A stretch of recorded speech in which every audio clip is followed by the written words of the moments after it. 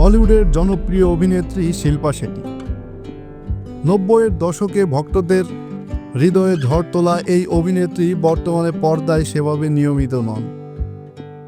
তবে হাতে খুব কম একটা কাজ থাকলেও ভারতের সর্বোচ্চ আয় করদাতাদের তালিকায় প্রতি বছরই নাম থাকে শিল্পার।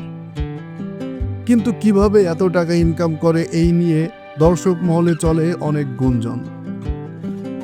একটা অভিনেত্রীর অভিনয় ছাড়া কিভাবে এত টাকা ইনকাম করতে পারে? অভিনয় তার একমাত্র আয়ের উৎস নয়, বরং ব্যবসায়িকভাবে বেশ লাভজনক অবস্থানে রয়েছে শিল্পা শেট্টি।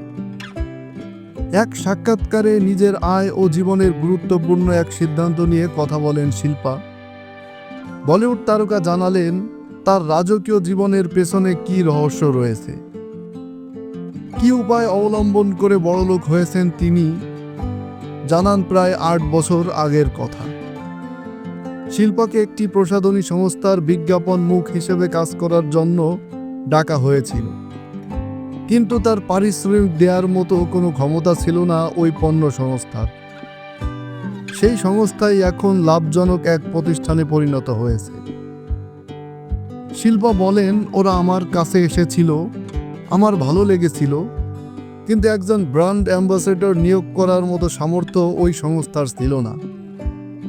তখন আমি ওদের অংশীদার হওয়ার প্রস্তাব দেই। তারপর বিনিয়োগ করেই তিনি বিত্তবান হয়ে উঠেছেন। গত 8 বছরে এই সংস্থা ইউনিকর্ন 100 কোটি মূল্য হিসেবে আত্মপ্রকাশ করেছে। 2018 সালে শিল্পা মাত্র 6.7 কোটি বিনিয়োগ করে ঘরে তুলেছিলেন 16 লক্ষ শেয়ার। 2023 সালে শিল্পার সেই বিনিয়োগ মূল্য দাঁড়ায় 39 কোটিতে। 2023 সালে শিল্পা এই সংস্থার 13.93 লক্ষ শেয়ার বিক্রি করে দেন। তাতে তার লাভ হয় প্রায় 45 কোটি 13 লক্ষ টাকা। 2025 সালের 17 এপ্রিল এই সংস্থাটির শেয়ারের বাজার মূল্য 236 কোটি টাকা। এখনও শিল্পা এই সংস্থার 2.3 লক্ষ শেয়ারের মালিক।